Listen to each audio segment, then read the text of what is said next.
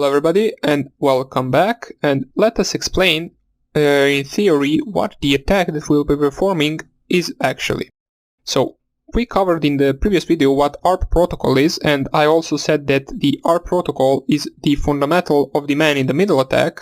Now the man-in-the-middle attack basically starts off with something called the ARP spoofing. Now the ARP spoofing is basically same.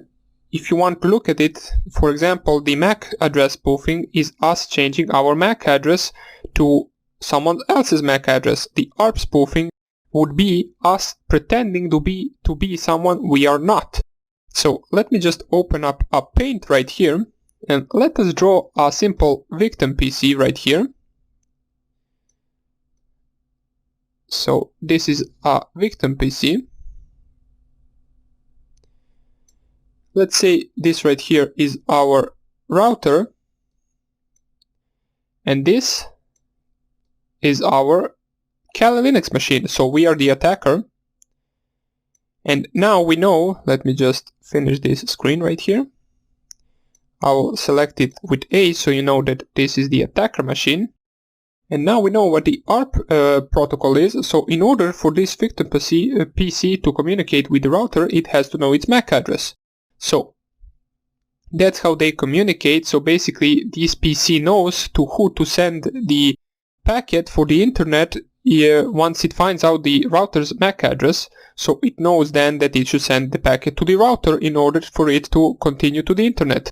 So the packets go something like this, and then the router, once it receives the packet from the victim, it forwards it to the website or to other machine, wherever the packet this is going to. Once the other machine or the other packet from the internet sends the answer, the router then says, oh, this is the answer for, or basically this is the answer for this victim machine right here, and it sends the response back. So this is how normal connection works.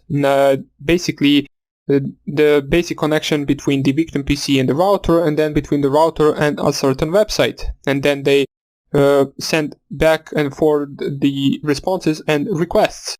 Now let me just, how can I undo this? So that was a normal connection. Now once you run the ARP spoofing, it means that you actually pretend to be someone who you're not.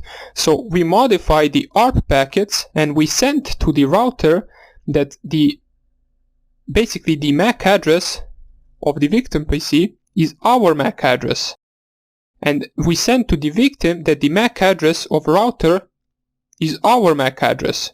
Now what I mean by that, once for example this PC sends an ARP request to find out where the router is, we basically send that victim PC an ARP reply and we say the router is at my MAC address, and then this victim PC will think that we are the router, and therefore all of its packets it will send to us from then.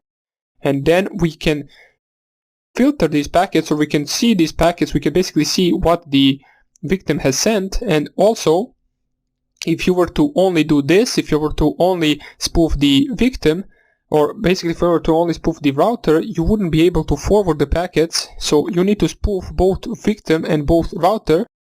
So after this, you need to spoof as well the MAC address of the victim. So once the router says who is at this IP address of this victim, you reply with the MAC address of that IP address is me.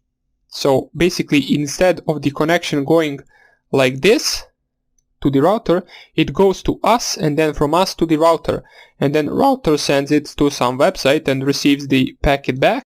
And since it is spoofed with ARP protocol, now router thinks we are the victim PC and it should send the packet to us. So it again sends it back to us, and we forward the request back to or reply back to the victim PC. So the victim PC doesn't notice anything, only maybe a little bit slower connection, and we can read all of the packets that are flowing between these two. So for example, if this PC was to log in onto an HTTP website with a login username and password, we would be able to see that in the plain text. So that is the basic idea of the man-in-the-middle attack.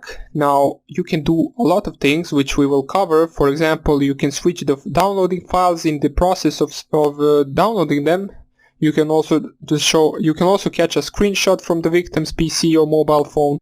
You can also do all sorts of things, for example, flip their images or basically switch their images or redirect them to a certain website, to some evil websites that you host, or basically anything you want. You can also try to run some of the script attacks if it sends it to the website, to some kind of a website. You can also just inspect the packets and not do anything and hope that the victim will log in on some page that you can inspect packets in. Now, there is one thing that we need to also know, that there is an HTTPS website. So for example, if the victim right here wanted to visit an HTTPS website while being ARP spoofed, the HTTPS packet would go to us and then to the router, but because of the design of the HTTPS, we would not be able to read the packet in plain text. Now, if the HTTPS is running on SSL, we can perform the SSL strip, and if the HTTPS is running on TLS, or basically, let's say this victim wanted to connect to the Facebook and type in username and password, we would not be able to see that username and password in plain text, since Facebook is running on TLS and we cannot decrypt TLS. So we will only be able to do this on HTTP websites and see the passwords in plain text, and on some HTTPS websites that we can perform SSL strip on. So that would be about it for the theory behind this attack. So we will cover some of the basics later on, and we will also perform some of this with it and try to do a bunch of other things, such as switching pictures on the website, redirecting, capturing usernames and passwords, and so on and so on. Now, that would be about it for this lecture. We will continue with the man-in-the-middle attack in the next one, and I hope I see you there. Bye.